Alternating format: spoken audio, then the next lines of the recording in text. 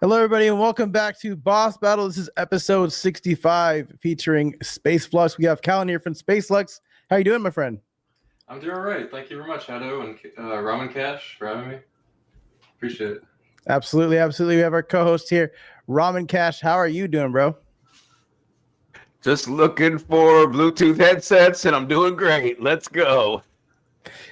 I'm going to recommend the Logitech one later to you. This is a really great headset, but yeah, it's a great headset. It is wireless, though. I don't even know if they make wired ones. Do they even make them anymore? They do. You got to be poor like me, and you can find some. Oh, I'm dead ass. He's actually wearing a wired one. Yeah, I got the words. It's Hey, right there on the Amato's just screen. taking shots, has no idea. Wow, Otto. Dude, I haven't bought a wired one in a minute, so I didn't know if they sold them anymore. Like, I thought everything was wireless now. You know what? To find this mouse, it took me a while because they don't sell these wired mice anymore. It's all wireless now. It's stupid. I just like everything wired because I'm very like Amish, like old fashioned. I feel you, man. I feel you. You never played you never like, okay, am I the only one who really likes to play with the controller plugged in for that crazy fear of like the battery's gonna cash out, or you're like I'm forced to because this doesn't want to connect anymore wirelessly, so I have to. But yeah, you got everything wired in here. Oh yeah, everybody's got the controllers by their thing right now too.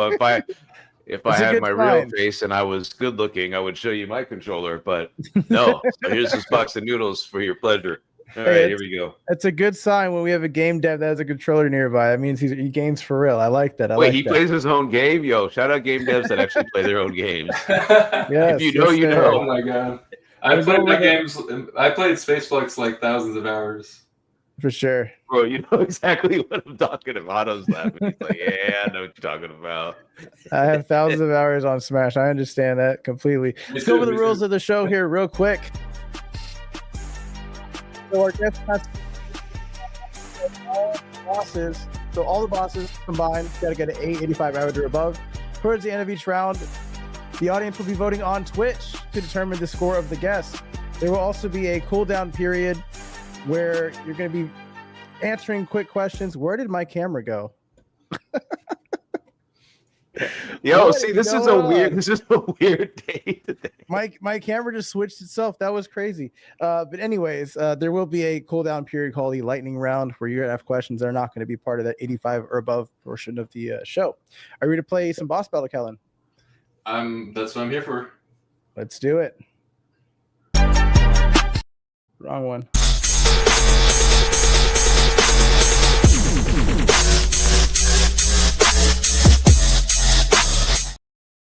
All right, question number 1 says spaceflux began development in January 2018 after you got hooked on Unreal Engine. What was the original spark that led to creating fractal FPS gameplay?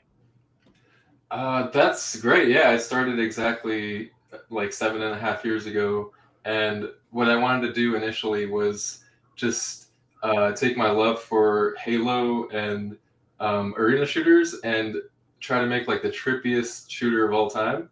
So I wasn't so sure at that time what kind of mechanics I'd have, but I just knew that it would be something like insane. So I basically just started cooking up a bunch of different things. Like you can flip gravity, you can go psychedelic mode and all the colors get like warped and stuff. It's like a super fast game, and eventually I came up with the fractal mechanic too, and like the impossible spaces where it's like this is the arena here, and there's like a smaller copy of it inside itself, and a smaller copy inside that, and on to infinity.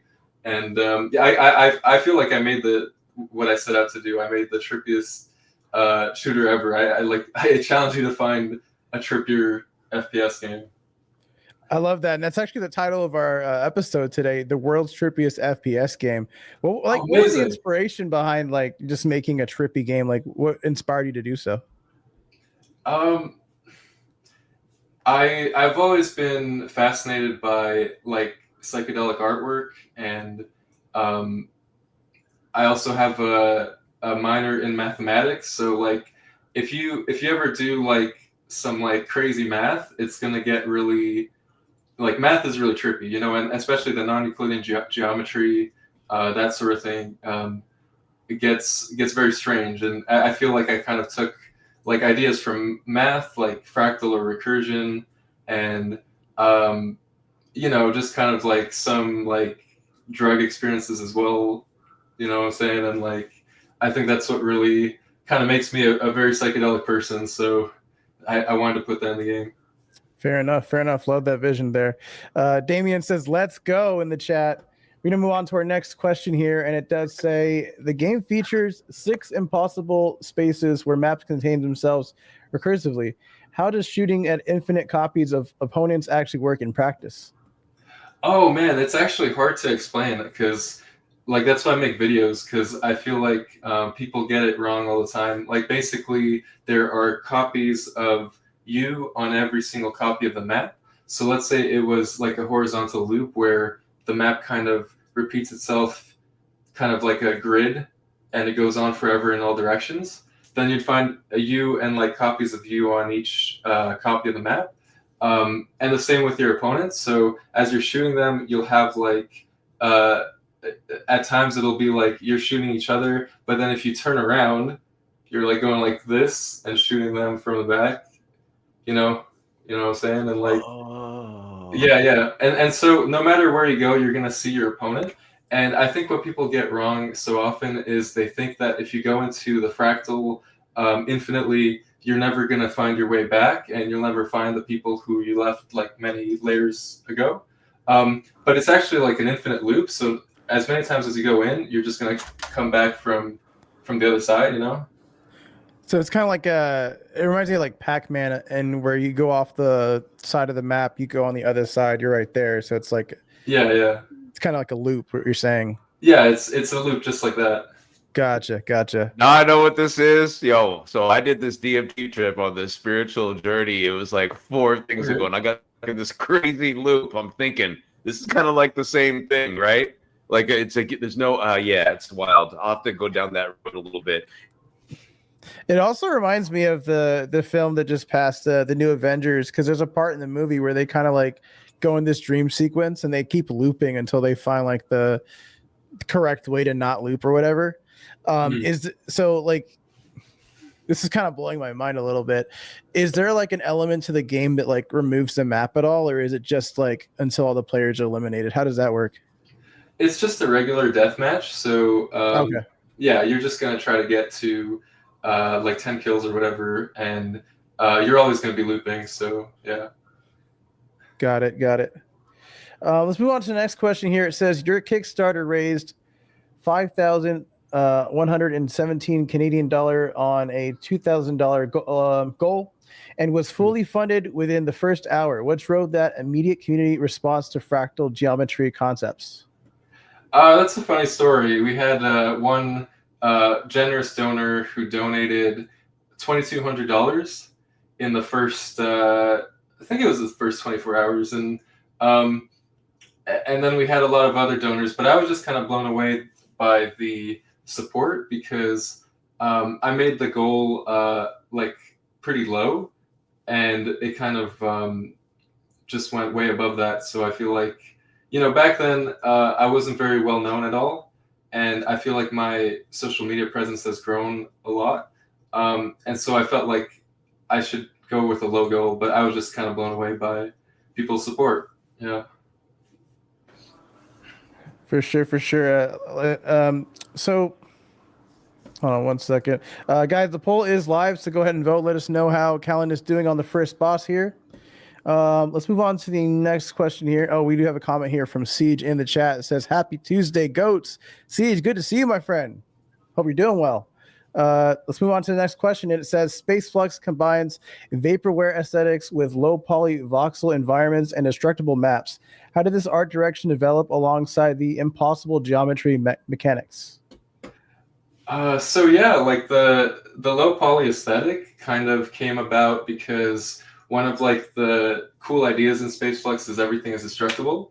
So it was sort of a limitation on like what we were doing technically by making everything destructible. It kind of had to be like Minecraft, voxely, and that kind of made the art very simple. And I think it worked out in a pretty nice way because I'm like I'm the solo dev, and I have a background in programming, but art is definitely not my strong suit. So I think one of my mottos was like no textures, and yeah, just keep it simple, and yeah, and just to make it fully destructible is basically why it looks so low poly.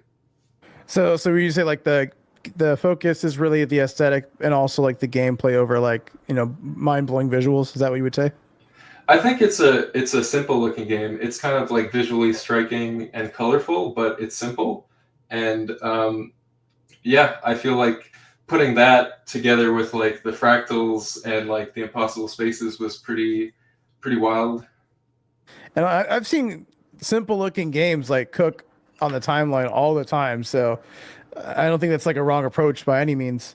Let's see here. We're going to the last question here, and it says the game has been featured in Game Press and submitted to IGF 2022. What aspect of the fractal concept gets the strongest reaction when people first see it?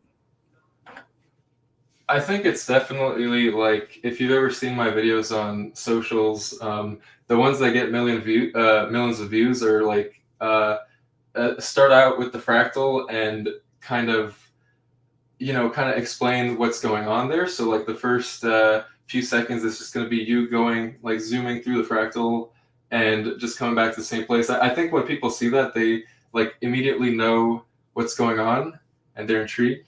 And it's kind of like my videos are just like me talking over that footage and being like, this is a self-repeating map, and you as a player just like exist on every single copy of the map simultaneously. And I even have videos that are like get to the center of the fractal, so it's kind of like baiting them where they're thinking like they're going to get to the center, but they keep trying and they keep trying, and it's like it's not happening. So they're like really intrigued to like try it out and things too. Yeah. I've the last geometry game that I remember, I think it was called Fez, where you could like rotate the 3D. Oh yeah. Whatever. Yeah, it's like these games are always like unusual, but like they really have like this audience that like gravitates to it because it is unusual. Have you kind of seen like just like a community forming like that? Yeah. Like Fez is sick, and a bunch of other games that I could shout out have like similar mechanics. I feel like these like non-Euclidean games have been around for a long time, and it's kind of like a niche thing. But I've been like so obsessed with it because I've been doing this for like 7 years, and I've just been like trying to think of all the ways you could sort of make non-Euclidean things. Like here's a good example: Portal. And games like Splitgate are really cool because it's like a shooter but with portals. So yeah, I've just been obsessed with those ideas. Oh, you're talking Siege's language. Siege loves Splitgate too, man. He's been on that for a minute, man. You like it too? Yeah, I feel like it's the closest thing to spaceflux, honestly, that I can think of. Got to get Siege on this game. He's a absolute fiend on Splitgate too. That is gonna do it for the first boss here. We're gonna shift gears to our little special announcement. I'm gonna hand over the mic to Ramen. Talk about the little special announcement.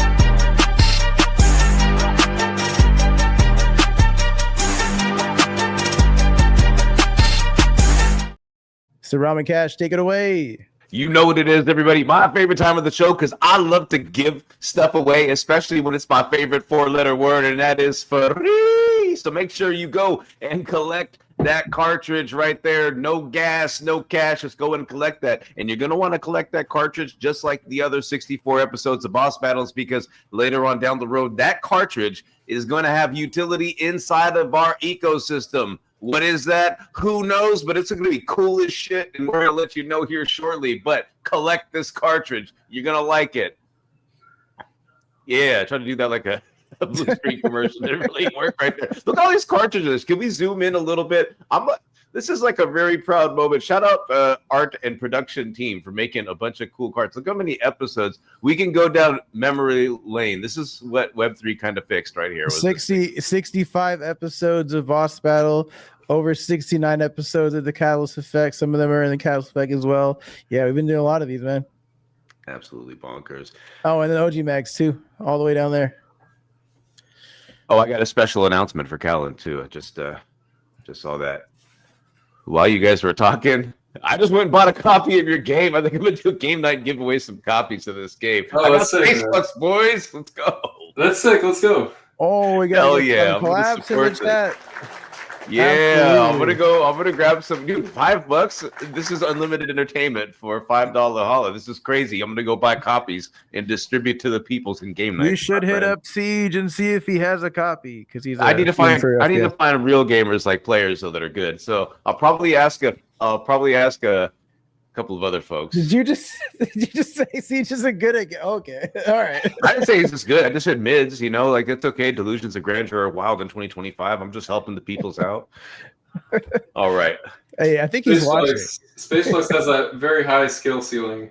Just so you know. Ooh. Oh man, Siege, it's all good. It's all good, man. Duck Hunt's calling. See how I went there? All right, display. No, Siege is really good. He'll mop me a lot, and Hotto. Everybody else too. We've seen those. All right, ready, my friend. We're gonna be jumping in here to boss number 2, Mr. Callan. You ready, sir? I'm ready. Lay it on me. He's ready.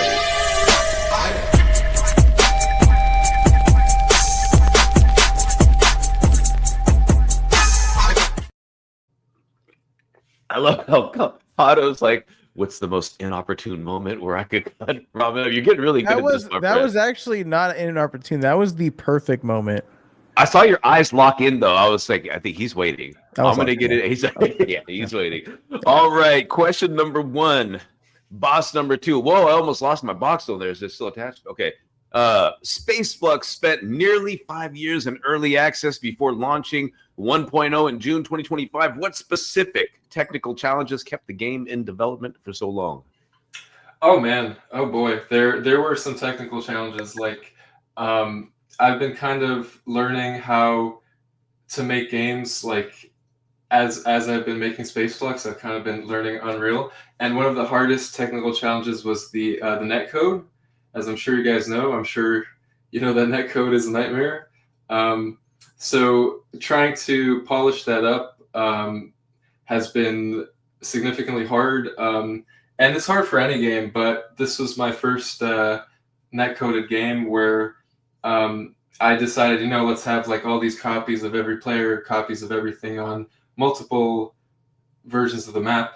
Not to mention everything is like made of voxels. And so that was the single hardest thing I had to do, is to network it across all the clients. Just imagine like having the same bullet, same player, same object. You have to use multiple copies, make sure they kind of line up so that like basically where you are on the map corresponds to where your copy is on the map, and everything is all synced up. Then you sync it up across all the clients. It's ridiculous. It was ridiculous. So I feel like that was trying to make the netcode and make the gameplay smoother was, on a game like this, was pretty hard. So basically like latency, client-side prediction, reconciliation, replication issues, stuff like that, to make sure that everything was synced and hits. No lag. As less of a laggy experience as possible. That's right. And it's just for a game where you have not just like 4 players or whatever, but you have like 4 times like 10 players running around, and they all have to be synced. Like, it's just, it was insane. That's wild. There we go, right there. But listen, if it was easy, everybody would do it. But you're here, my friend. You hit the finish line. It's got to feel good. I just watched your game, just listening to you and watching clips of this. I was like, this game, Hotto, those TikTok videos that like pump millions and they're playing games, dude. He's got that game. I could literally just narrate stories about the baby pandas in China and people will watch it. This is going to be wild. Yeah, this is good. I don't think he understands what he has there. I saw that video, and honestly, I have this like weird feeling like I saw you in like early Reddits back in the day. I could be wrong. I don't know. Yeah, you probably did. Reddit. I do. Yeah. Way back in 2020. Like a year and a half ago or something like that or whatever. Oh yeah. Like 2020. Like I've been here for a long time. No, but I mean, just recently I had seen because I randomly cruise like the indie gaming. I don't really talk too much because it turns into like a mess, but I usually just kind of passively cruise the indie gaming section. I could have swore like I seen you there, so it's kind of funny. Yeah, oh wow, countless titles, Robin. There are countless titles that have simple quote unquote graphics that just pop off. I'm telling you. Bro, it's wild. Shout out indie devs, the ones that are really going to carry us through, right? I mean, I feel like I was lucky that I came up with a concept that was very baity for TikTok, and people on TikTok just love it. So it's kind of like you kind of have to come up with something that can be visually explained in 5 seconds for them to stick around to the end of the video. You have a game that has content though, that people can make content from, and that's like really important, you know? That's what I think is really cool about that. All right. You know me. Sometimes I'm too nice. We're fighting bosses here. I can't glaze on the game, so I gotta go back into mean mode. All right. Are you ready, Mr. Calvin? For Bring it on, Roman. Question number 2, boss number 2. Well, this is impressive. Your Discord has 400 plus members who coordinate matches manually since automatic matchmaking isn't viable right now. How does Discord-based multiplayer affect player retention compared to traditional arena shooters? Discord-based, doing it through Discord. I mean, I think ideally, like, you would want like to have a big player base with like concurrent, like a whole bunch of like thousands and thousands of concurrent users. But this is a small indie game, and this is kind of like my passion project that I made over the years. So I just enjoy playing on Discord with like, you know, a smaller community, and I actually get on every single like Sunday now, and I play with the Discord, and it's great. Oh, that's really cool. It's almost kind of like a Couchland. It's almost like a Couchland party vibe with friends, right? We were talking about this on game nights and Discords on how some you kind of go in there and it feels like some event, and some like we do at Catalyst, we're like, we're not really competitive. We just want to like make the environment where it's like playing with your friends on the couches at the house and just kind of chill and vibe and not get like too serious. Like, you know, we're emotionally vested, but not too wild or like too crazy competitive. I always want to win, though, I'm not gonna lie.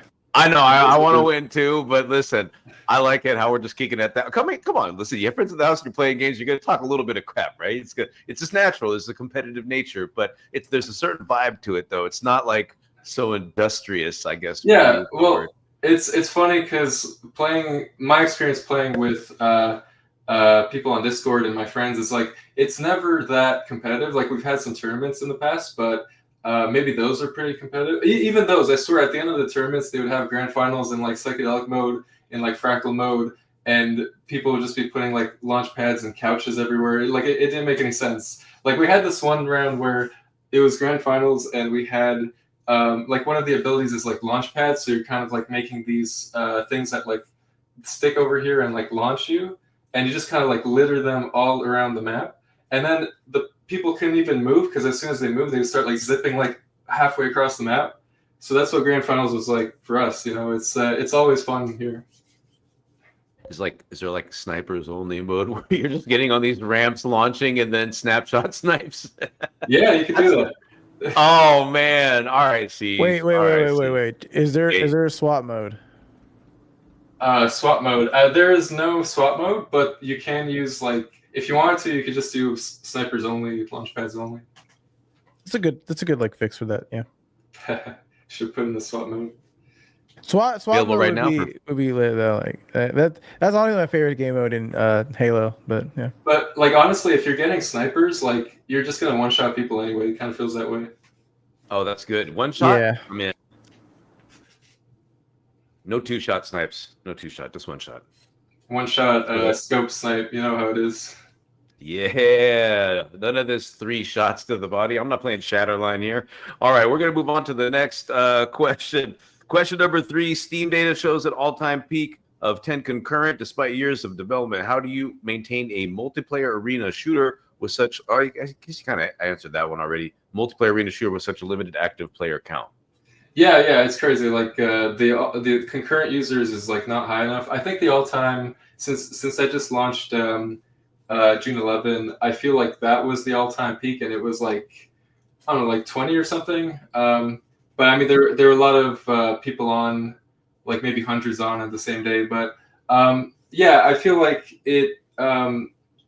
The way I manage that is just with the Discord, and like I said, like it's a smaller game with a pretty small community, but I feel like we always have fun when we're playing, so that's kind of like all that really matters. Is like I just like playing with the community. I mean, I've played with them for like 5 years now, and I played with all kinds of people from like Japan and Australia, and it's just been a cool experience for me personally. That's awesome. Yeah, and like you said, it's not like you're a AAA studio that just received 70 million and you got some tight deadlines, right? You're doing this so you can. I think what we're seeing here is the fun, right? I think people forget about that sometimes. Everything needs to be so crazy. Counts like, yo, man, listen, we're trying to have fun with our friends and community. Like, I'm trying to keep the vibe right. It's hard. It's really weird because a lot of times everyone wants to be the next, insert AAA title here, or, I want to have the next whatever here. Callan literally is like, yo, go in there, have some fun. I like math. We all tripped a little bit, maybe if you didn't, whatever, it's still cool and makes great TikTok videos. Like, I think we should just enjoy it for what it is. I think sometimes we push too hard, be like, when's going to be the next 2.0 release? And when will you have 1 million concurrent players? He's like, nah, bro, I'm just trying to have like 50 and have a good time and eat some cool snacks. I like that vibe. I rarely do we ever have anybody on here that's just kind of like, hey, this is what it is, right? You're not trying to make billions of dollars and be the next tycoon. You're literally being what indie dev game developers are supposed to do, is create a title that people have fun with and play with friends. Appreciate it. Bro, and I'm telling you, it's so simple. All you have to do is make a simple game loop that's so addictive and put content on top, and people will be playing that shit forever. Literally. That's why I said I saw yeah. Game loops, and I'm like, TikTok, easy. That's it. That's all I saw on there. Whether you play the game or not, if you're a creator, just watching that, split framed and watching that while someone's doing whatever. I watched it. My brain gravitated towards the aesthetic and visuals, so it's like I had no choice. Dude, he's hypnotizing us, bro. I just found this out. There's some subliminal messaging somewhere in this game. bro, another thing too is like a lot of games take a lot of time to play. Games that are simple don't take that much time to play, so you can play more of the game and have a full experience. Yeah, so yeah. A lot of players gravitate towards simpler experiences, like in a casual setting, because it's a lot less time to play it. So that's another thing I want to add as well. By the way, the poll is live, everybody. Go ahead and vote in the chat. Go vote. Let's go. Make sure you go. I really appreciate you guys saying that. I feel like what you said about people not having time. I feel like people who are like our age, they don't want to spend like 100 hours in Cyberpunk. I mean, I'm not the kind of gamer who likes to go in for that kind of long experience. And so I feel like this is a casual game, even though it's like fucking crazy fast paced, and like it's like there's definitely a very high skill ceiling, but we play just casually because it's kind of like a thing that you would go into for just like half an hour, play with your friends, and then go out, maybe play something else. And that's cool. That's what it's meant to be. Yeah, absolutely. I'm that person, like, I don't want to go in. I can't MMORPG this late in life, right? I can't compete against kids in a basement with no bills and responsibilities. It's wild, right? They win. You automatically win. But I could get these boomer fingers out and get a couple of snapshots in with some one-shot snipers, feel good, and then log out and be like, that's it, I won. So that's perfect. Yes, sir. Yes, sir. Yeah, take your screenshot and upload that shit. That's what I do. Yeah, I'll make sure I record. I'll make sure there was a witness and a notary to sign to let them know that I actually did shoot that person. When I have a good match in Valorant, I let the world know. World know. But the best matches are always the time you don't hit record for some weird reason, which is why I guess you always gotta stream. Yeah, it's wild. Pressure's off. I'll be like, they don't believe me. Look. All right, next question. I got to change my headset. Low battery. Hold on. Let me turn in my right ear. I knew this was going to happen. We're switching ears, chat. We're switching ears. Switching ears. All right. Now I'm in my... Whoa, that sounds weird. Okay. Fourth question, boss number 2. Recent Steam reviews praise the innovation, but criticize technical issues like Intel processor crashes and networking bugs. How do you How do you prioritize stability fixes versus new impossible space development? I think right now, since the game's out for 1.0, like the priority is all about like fixing, crashes, networking, and it's definitely like adding new content and stuff is not really the priority. But yeah, I was kind of surprised that some of the reviews were talking about various issues. I think personally, I think the main issue that's really stopping people from having fun is just not finding any players online. And I honestly, the way I've always played it is with like the community, but also with friends. I feel like I was kind of hoping that people would just buy it for their friends. It's like $5, right? Like the price went down. It used to be like 15, it went down to 5. So I was hoping that people would just like play with their friends, and yeah, not try to expect that there will be people online. That's what I would like recommend. Nice. I think we could definitely help with that too, Hato. We were just talking about, even though you guys are now playing Marvel Rivals and I'm about to uninstall that shit, I think we need a game for Saturday. I don't have Marvel Rivals installed on my computer right now. I'll let you know that. Wait, right now. Good. Wait! I thought you were playing. Hold on a minute. Let me just No. I've been playing Doom, and I had to remove that game to get Valorant back. So I haven't been playing Rivals. Okay. Yeah, I've been playing Doom like crazy. But yeah, but no, we can definitely like, we like community shit here. I think there's somewhat of a decent approach to that. Like, I can't remember what game it was where you could buy one game and get another one free and give it to your friend. I think it was like Link to Discord or something like Zelda game. I forgot what it was, but Robin, did you know? No, there's another one, and I know because JGB bought it for me because he keeps buying me games. I'm like, dude, stop buying me like games. the It's Take-Two type of games, or yeah, like the one. Yeah, what was it? The Friends Pass on Steam. Yeah. It was like the Friends Pass, but I forgot what game. I forgot what game it was already. Dang it! It was the one. Yeah. But yeah, whenever you like sell games like that, like it can definitely, those kind of games, like you kind of have to have someone to play with because like it's not the same experience otherwise. But I do think there is something to do with like community. But you're right, like players, like they want to play a game, there's no one in the game, it's like, oh shit, like now what? Yeah. Especially if it's a big game, you just downloaded it and like there's nobody online, you're like, oh shit. Yeah, there are even big games that are like that, and it's really a shame because you got to get the multiplayer experience when you're playing spaceflux. And I mean, there's also like a single player horde mode, and there's also split screen. But I feel like the best way to do it is to get this game for your friends and all play like online together. You have local split screen in your game? Absolutely, yeah. Wow. Ooh. That is rare. Literal couch co-oping. Yeah. Yep. I like that. That's cool. Yeah, I like that. I like that too. I like how he's just working on the little small stuff too, right? Like let's not get too out of scope. Let's fix what we've currently got. Let's get a nice core loop down that's enjoyable so people keep coming back, and then we can worry about adding on more stuff, right? Like you gotta put wheels on your car before you put a supercharger, right? Well, I mean, it depends, I guess, but you know what I'm saying. We gotta make sure the car works. So all right, last question, boss number 2. And folks, make sure if you're out there and you're watching right now, make sure you go out and vote. Callan is depending on that vote. He doesn't want to get space fluxed out. Yeah, make sure we help this brother out. And like I said, I just bought the game. It was $4.99, right? I don't work for him. I just like, hey, $5. I spend more on DoorDash fees. You might as well get a whole game, right? And play with your friends. Literally spend more on DoorDash fees. I know. It's insane. Like it's $5. Like what can I say?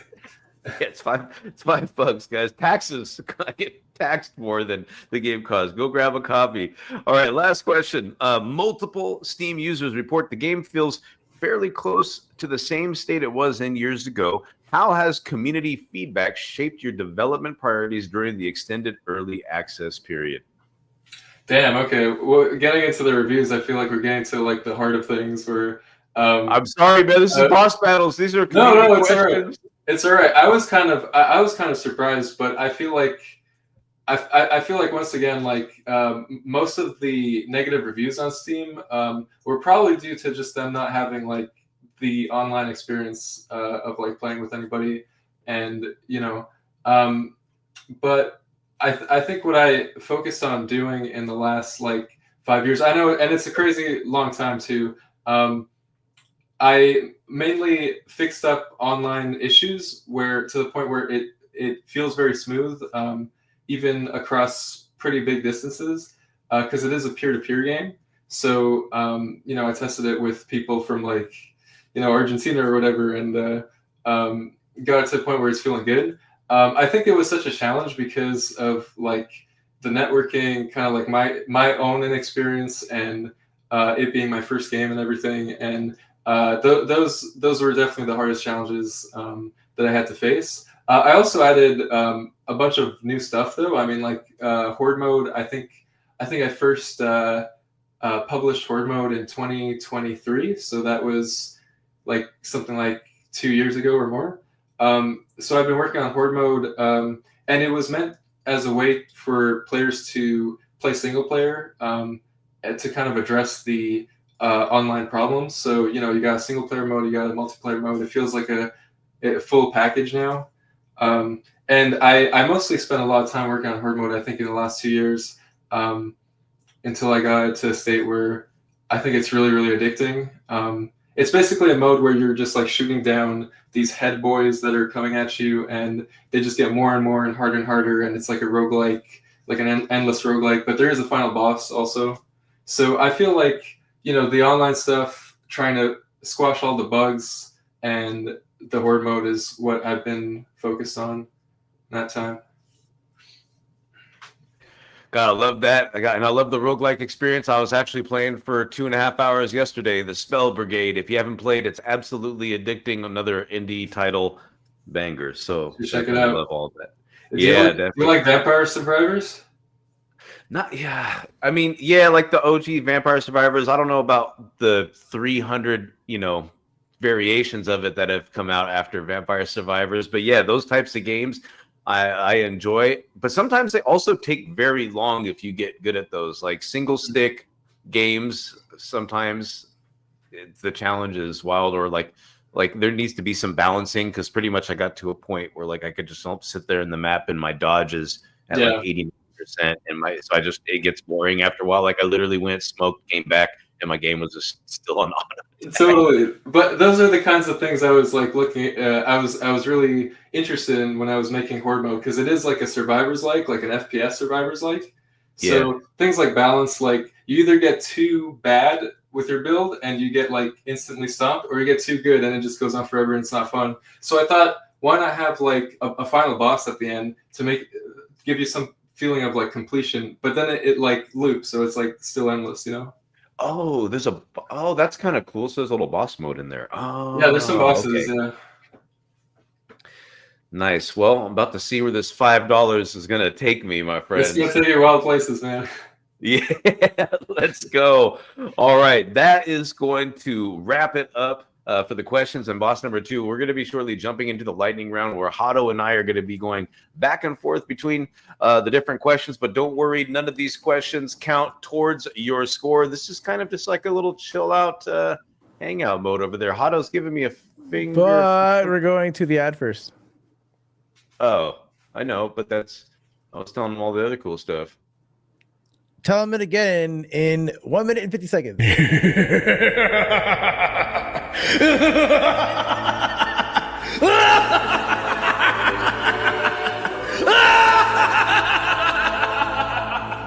Foolish crypto Hado. Foolish crypto Hado. With a name like that, this guy thinks he's a crypto guru, but he's really just a shit gamer. Isn't this the guy who thinks a minimap is a requirement for a game? Fool! It doesn't surprise me that this loser quit Valorant! Don't be like him, gamers. Get Slurfy. It'll make your gaming experience over 9,000!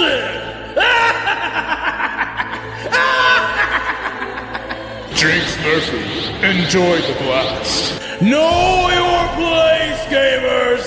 Know your place!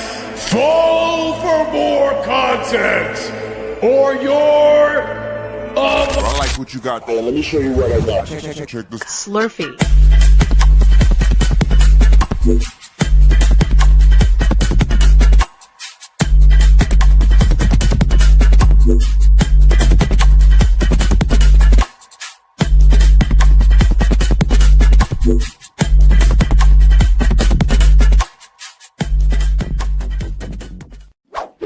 Catalyst.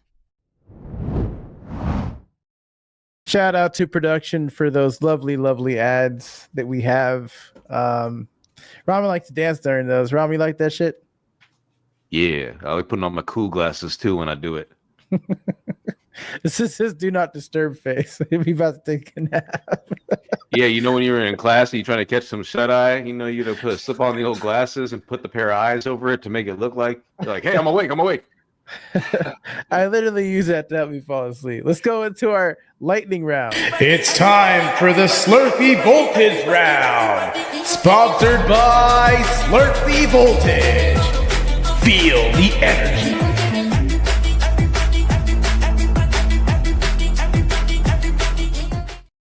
We got 10 questions here. I'm going to do the first 5. Ron will do the next 5. And the first one says, which impossible space breaks players' brains the most when they first experience it? Definitely fractal mode.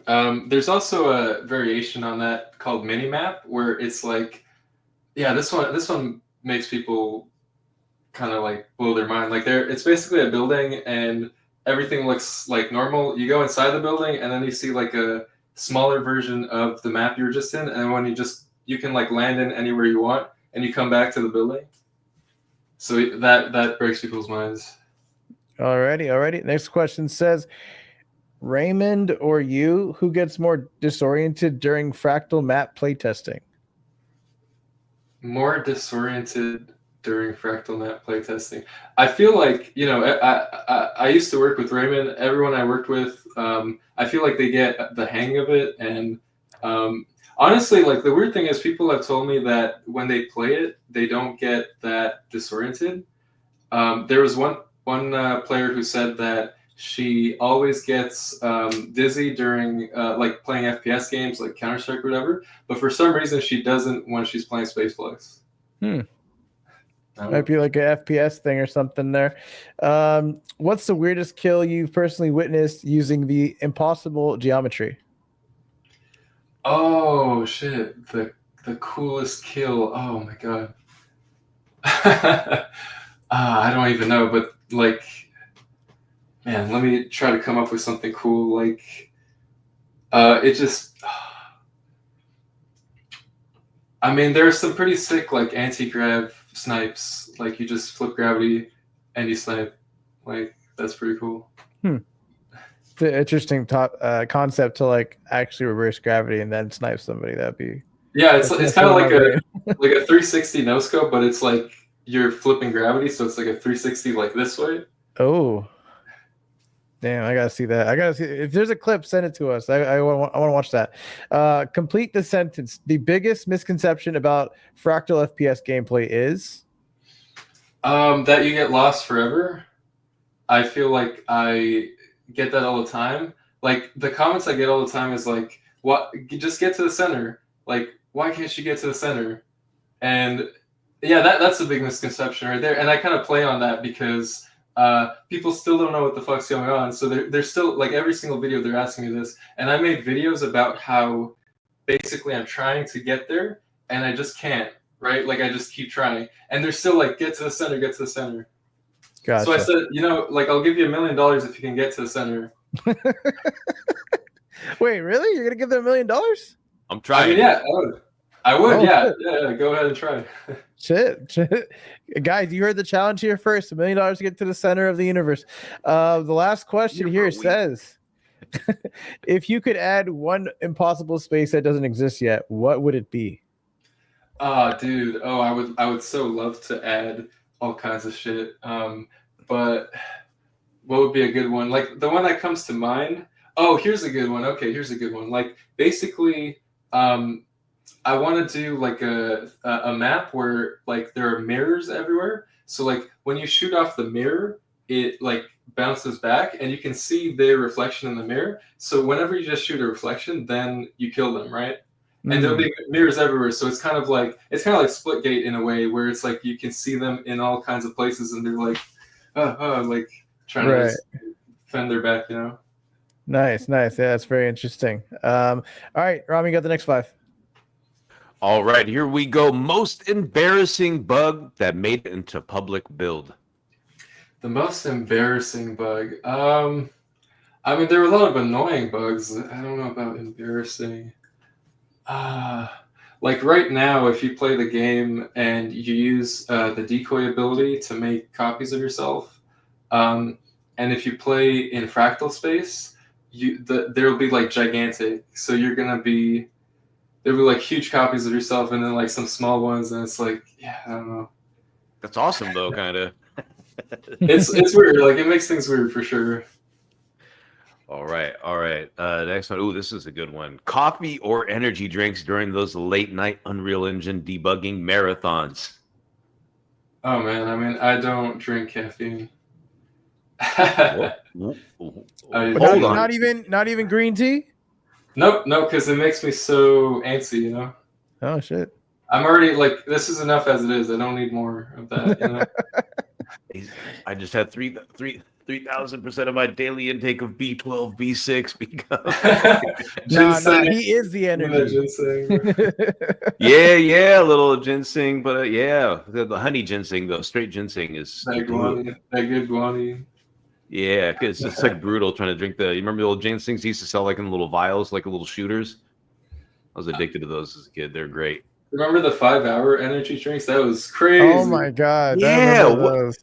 And then they had some trucker edition, which was like a 40-ounce 5-hour energy drink. They used to sell them at like the truck stops. So like, what do you put a straw in that thing and go to town? The thing's wild. Like 50-hour energy. Never go to sleep. I had like what do you call it? Black Friday shifts. I only lived off of those with 5-hour energy. There's no way I could live without them because like, oh no man, it's too long. Too many hours in that shift. God damn.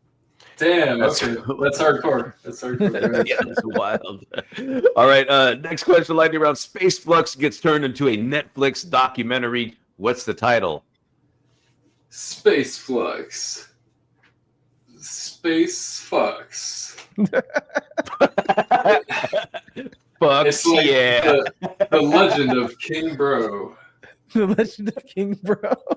King Bro is like the guy who has like the faces on all sides of his head and also on his front. Yeah. Oh, okay. Let's go. All right. Next question. Honest reaction when someone says, this just looks like Portal with extra steps. Damn, who made that question? Whoa. Shots fired. I mean, is it really? Like, I just don't think it's like Portals, you know? Like, we have Portals in the game. Like, there's one map called Two Corn that has a portal from like one fort to the other. There's like lava between. It's actually a really, really genius design for that map. But we actually had a portal gun at some point in development, but had to give it up. I feel like the Spaceflux experience is very different from Splitgate, even though I like to compare the two because I have nothing else to compare to, honestly. But yeah, just like there are different kind of like phenomena that happen in the repeating spaces. Like you're gonna have things like shooting each other in the back and kind of like trying to look at like 3 different copies of your opponent and deciding which one to shoot. So I just don't really think it feels like Portal, to be honest. No, that's fair. And that actually leads us to the next question. The final question for the lightning round. 3 words that describe what it feels like to shoot yourself in the back through fractal recursion. I mean, it's just like, yeah, like you get mad when someone does that. Like basically what happens is like you're shooting each other like this, and then when somebody has like a light bulb moment, and then they're like, "Oh, they do that," and they kill you. Like, yeah, it just makes you salty. I can't wait to get salty, to be honest. This is like one of those, the more we're talking about this on the show, the more I'm about to, when we're done, about to go log off and get a few rounds in. Gotta get your see you in the Discord, mofos. All right, that's going to wrap it up for the lightning round. And folks, we're going to get ready to travel on into boss number 3. I was going to do some cool like fractal wording thing, but my brain just melted right there. But yeah, we're going to shoot ourselves in the back here in boss number 3. You're trying to fractal and your brain fractured. My brain's fractaled. I'm fluxed up. Yeah, you're all fluxed up with the head. I'm all fluxed up right now. Boss. Yeah.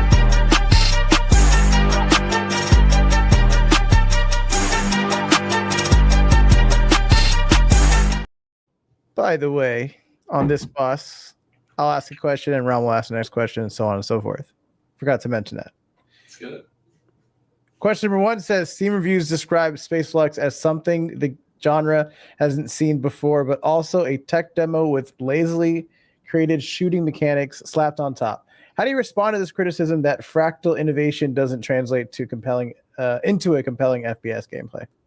I think it absolutely like brings a lot more dimensions into an FPS, and like this has been like my life for 7 years, so I'm like, I've just seen like how awesome it, like I love playing spaceflux. Like I play my own game. I fucking love it. It's not perfect. It's not like a AAA game, and I think if a AAA studio tried to do this concept, they would make a fantastic game that would be like better than spaceflux for sure.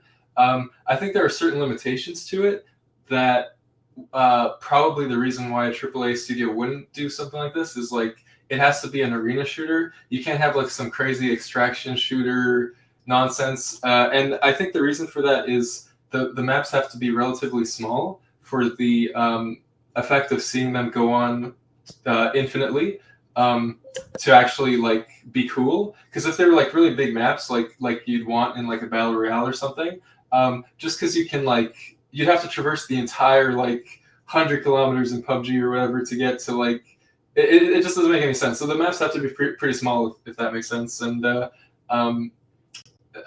it's basically nowadays, you know, these big companies are not making arena shooters. I feel like in the indie space, it makes a lot of sense to do something like this, and it really kind of makes the gameplay very strange and interesting in all kinds of ways. But I feel like maybe, you know, like a bigger team could have definitely, you know, it made, I don't know, just like shooting mechanics that are more appealing to people nowadays. But I went for something that's very like retro, very like, you know, Quake, like very simple actually. So like the it's very fast paced, like super fast paced. People say that it feels like swatting a fly when you're trying to shoot people because they're just like zooming around like this, and like I don't know. I feel like some people didn't like the shooting mechanics, but I think that they're fantastic, and you know, yeah. Yeah, I think there's like something to be said there. Like some people kind of prefer like a more realism approach. Some people like a more arcadey kind of old school feel to it. And something you mentioned about like extraction shooters, like it's a genre that's like really hard to succeed in because like I can only think of like one off the top of my head, like Tarkov, and maybe Darker, like that's actually successful, that actually curates a player base versus these games. You know, they're gonna have like these cult like followings. People like look for games like these. So there's always going to be an audience for like a sort of like arcade experience or maybe like a more quick, snappy FPS game. So I do think people they may think it's like, oh, it's too hard to hit, but like that's this game, right? Just like in Counter-Strike, it might be too hard to hit. That's Counter-Strike, you know? So I do think there is something to be said there that like people will gravitate to that genre anyways, even though some people don't like it. So let's kick off to the next question to Robin. First off, let me just applaud you for saying Quake. Quake 2 was my shit. That's how I passed classes in high school, by setting up Quake servers, pretending that I was working as a tech TA in the library while setting up custom mods. Yes, so I appreciate the reference to Nice. Yeah, no, that's how I literally is how I passed on extra credit by networking all the school's computers, and then I ended up setting up a Quake server on the school server. I didn't get caught till like a year later. It was sweet, but yeah, it was pretty cool. I appreciate the snap mechanics in Quake, the old rocket jumps and rail guns and things like that. There's certain little nuances of FPSs of certain times where like you get used to it, and I feel like the feeling has kind of changed as time's progressed. I feel like it's actually things are more forgiving these days than they used to be in the Unreal Engine and the Quake days. So I feel like they did that to get a broader player base, so people didn't feel like they just got skill gapped out of existence like when we played Quake 2 back in the day. So I can appreciate that bringing that back. But we're gonna get in question number 2, boss number 3. One recent reviewer stated they can't recommend this title to anyone given the current state after years of little progress, mismanagement. What would you say to players who feel execution hasn't matched the technical achievement? I feel like you kind of went over that a little bit, though. So you just want to... Yeah, I mean, I feel bad that, like some of these reviews have been saying things like that. And I think that, there still are some bugs in the game. Depending on what the reviewers were saying, like, I think there are some problems with the game. You might have some hiccups while playing online, but just being able to play the game either online or split screen is, I think the game itself runs well, and the overall experience is very chaotic. So people who I play with are also kind of forgiving of whatever shenanigans are happening, because like the whole thing is kind of like shenanigans happening everywhere. Like if you play, you'll find out kind of like wacky abilities and impossible spaces and stuff. And it's not the kind of game where you'd really expect it to be polished to such an extent as a competitive game like Counter-Strike, where it's like you're a little off with like the bullet hitting like client-side prediction. It's like that ruins the tournament. You know what I'm saying? It's not like that. Yeah, that kind of fair. sounds like hardcore gamer, like super try hard. If someone's just picking this up and playing and trying to like shit on their friends in the game, I don't think like they're gonna have that kind of like mindset at all. That's right. Yeah, and I think this targets a certain type of player too, right? Like we have genres and targeted demographics like for a reason, right? So it's really about finding your people. Doesn't matter what it is, whether it's in games or hobbies or work, whatever. You find your people that you enjoy playing with, and then you kind of stick with that crew, and then you build something up small, right? Some of the biggest orgs and clubs were built from some of the smallest game nights. So yeah, I just want to play the game. I don't care about the other stuff. Yeah, I just want to play the game. All right, we're going to kick that back to Hado. All right, next question here says, and by the way, guys, the poll is live, so go ahead and vote in the chat. Question says, Steam feedback indicates only 1 to 2 maps have impressive recursion, while others users use simple portal mechanics similar to Portal or Splitgate. How do you address these concerns that fractal concepts aren't consistently delivered across all impossible spaces? I think this is a misconception. Actually, like every space in spaceflux is unique, and there are like 6, and they're all like 5 of them are based on the idea of repeating maps, which I don't really see what that has to do with Portal. I mean, you can have some like repetition like mechanics in Portal as well, but I think like in Portal and Splitgate, the kind of mechanics, the kind of emergent phenomena is very different, and it's just its own thing. Like Splitgate is awesome. I think that the 5 spaces, like you have like a horizontal, it basically means like repeating on all sides. You got the vertical loop, which is like you can just fall forever, infinitely. You're just going and going and going, and you just like there's no speed limit. So there's some crazy stuff going on there. There's the fractal space, of course. There's the mini map, and finally there's the mirror mode, which is also very unique. It's just hasn't been done in any other game. And basically the idea is like the map is reflected and so are you. So you have like this reflection, and there are 2 copies of each player, and basically you can shoot either one of the copies of your opponent. So that's like a mode that not everybody knows about. And then, of course, you have a map with portals. So there's all kinds of shit, really. All right, let's move on to the next question here. All right. Again, I feel like these are kind of drumming up some of the stuff that we talked about, but these are the questions, my friends. Multiple users report launch crashes, Intel processor compatibility issues, and networking problems during Discord coordination. How do you justify technical instability after 5 years of early access development? I feel like this is almost like a repeat of the one that we had earlier, but if you just want to kind of brush up on that one. Damn, that's tough. I mean, I feel bad for people who are still having crashes. That Intel crash is something that I thought was fixed. I also have, I think it's on the Steam community page or on the Discord, telling people what to do about that specific crash, because it's like something to do with like Intel 11 or some shit, and like it's some Unreal Engine problem that happens across. I think PUBG also had this problem, and they had a guide on how to fix it. But yeah, like you're gonna have some hiccups sometimes when you're playing. You might just disconnect. It does happen sometimes, but you just kind of like just get back in the game. I mean, I feel bad for this. I'm still trying to fix bugs for the future, but for the launch, I thought I did a pretty good job of like fixing every major crash and bug. And I was aware that there were still some issues, but still a work in progress. Yeah, and all those people on Steam, you guys are just straight mean. Jeez. That's right, man. Like the Steam reviews actually caught me off guard. I did not think that they would be so mean, but yeah. Well, I mean, gaming reviews in general, they're just downright mean. All those years of COD has ruined people and made them all mad. Oh gosh. Yeah, it's tough. Like reviewers are very, very intelligent, and they're very cynical, and they kind of like gamers know what they want. So it's super tough to get good reviews. You're right on that part. They're definitely cynical, that's for sure. Some of them though have like the emotional fragility of a roof shingle, though. It's just terrible.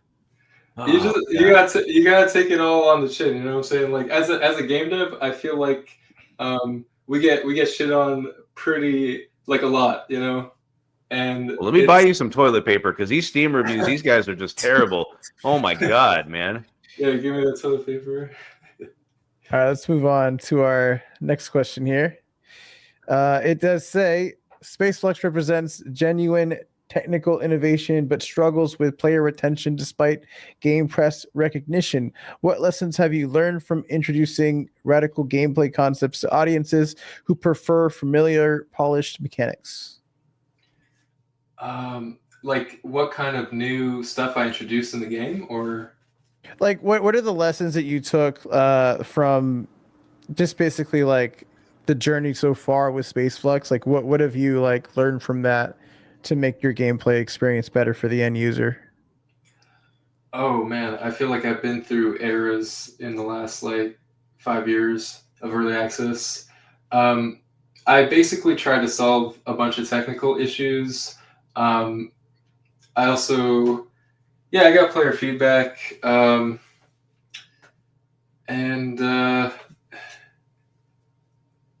I think, like I was trying to figure out like what to do to make a popular multiplayer shooter game. And when I started, I didn't realize how hard it would be. I just wanted to like, hey, let's make a trippy Halo-like shooter.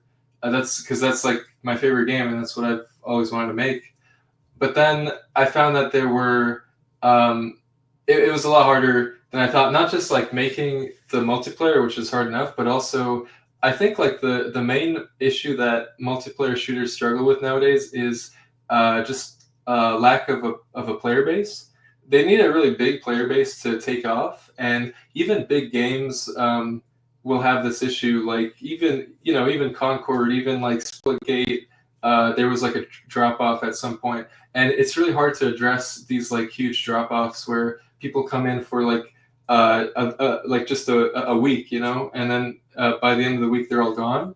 You need something to really keep their attention. You need all sorts of like you might want to have some like maybe make it free to play if you're going that route, and having a lot of content that you're consistently dropping.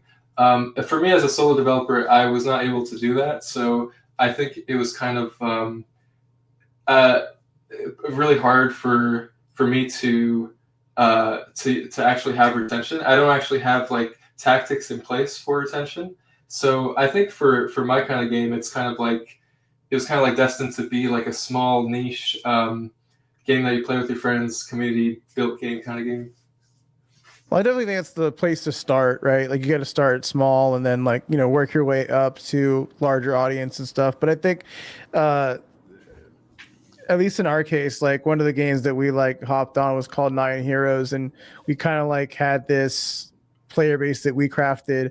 And we've done this before with Catalyst, where we have like a game that has like no kind of you know, eyes on it, and then like we kind of make a timeline and play the game. So I think what really it starts with just like having that small community that's like devoted to it, and then just like building your way up. I think that's like the best approach that I would offer. Like Right. compete. Think about competing when it first started, and Yeah. same thing, indie and it's small, and look at that thing build up. And still, we all know it's not the, you know, the best shooter, you know, royale that's out there, but it's you know, it's available on mobile. You can play pretty much on a potato, right? It hits a lot of things. So, you know, they're hitting their target audience, right? And a lot of them was they wanted to extend playability to those who didn't have, you know, a 5090 and whatever. So I mean, like everything delivers something for somebody, right? And again, it's not that it's these games sometimes just need to find their audience, right? And Yeah. sometimes it happens through social media. That's why I said his game is a blessing, that there is content that you can easily do, like unlimited shorts and other content, and people might not even be looking at a thing and go like, what's that thing playing in the background? And they go, oh, that's spaceflux. And sometimes discovery isn't through just gameplay and game sites. Sometimes it could be through something as simple as that, which I've discovered as well too. Think about all those videos at Minecraft, which you think everybody would know what the hell Minecraft is, but some people didn't realize what those videos were, with just people playing Minecraft in the background and figuring it out. So it was kind of wild. But we're gonna bring this to the very last question. Boss number 3. Listen, if you're out there watching, make sure you got your voting fingers ready. Make sure you collected that free cart, and make sure you go buy this game, because, you know, $5 holla big baller, why not? Go have some fun with your friends. But when indie developers analyze spaceflux in 2027 as a case study, what specific outcome would prove that prioritizing innovation over conventional development wisdom was worth the execution challenges? That's a lot to say. Holy crap. Wow, it's a lot to try to understand.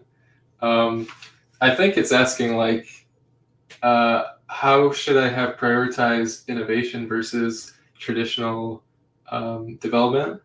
I think the answer is like definitely, it definitely needed some more like traditional wisdom in how you make shooter games, because across all shooter games, they're all really like these challenges are all the same.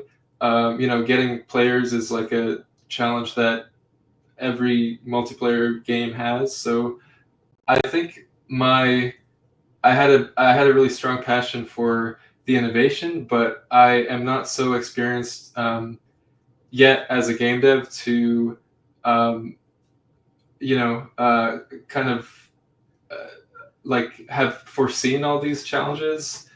I think yeah, and I think for a single person, like to be honest now, I think that for a single person to make a multiplayer shooter game in 2025 is just not doable. Like it just doesn't make sense, you know? I think that's kind of the territory of a big company.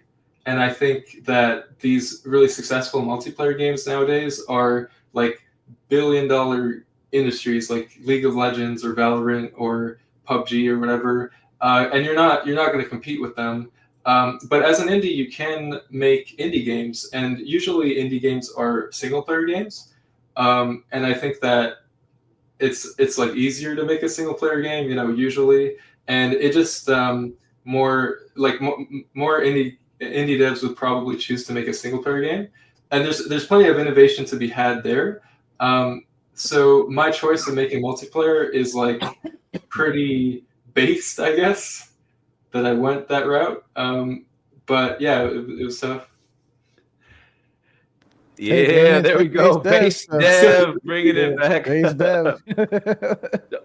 Kala, just so you know, we have a little side chat and we're talking and we're like, there's no way we can't not have a game night with spaceflux. And listen, we're just a smaller group, right? But we're gonna praise this thing. I'm gonna get Trippy and play this because you know what? There was a Trippy game. You said that you haven't seen any other Trippy games. I don't remember Super Tripland.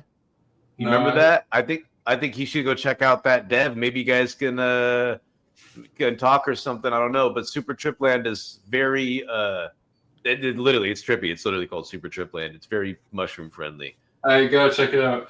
And it's a shooter. Oh, it's a shooter? Yeah, buddy, it's a shooter. No way. Yep. You gotta, like minds should get together. You never know, right? And it's browser based too, and it plays crazy. The supertrip.land or super. I don't know. I'll have to go and take a look into that and hook you up with that. But yeah, you should definitely check that out. Yeah, but that's gonna wrap it. See what's up with Super Trip. I got. Yeah, you. it's been a while. He's like it's a 2-dev team, and they literally produced a pretty banger game, honestly, for a 2-dev team, and they constantly deliver. Same kind of vibe. Super Tripland. Super Tripland. Damn. Okay, it better not be trippier than spaceflux. You have a problem. You might have to have a trip off, and then compare it out. A trip off. Well, you know what is super trippy is the results portion of the show. Oh, and we're getting into that right about now. 3 bosses. I don't even know how many questions we asked on this show. A lot. We asked a lot of questions. Goddamn. How did Callan do against all the bosses? Well, I'm about to tell you, chat. On boss number 1, Callan scored 100 out of 100. Oh, let's go. Let's go. Yeah. On boss number 2, Callan scored 100 out of 100 again. Let's go. Chat. On boss number 3,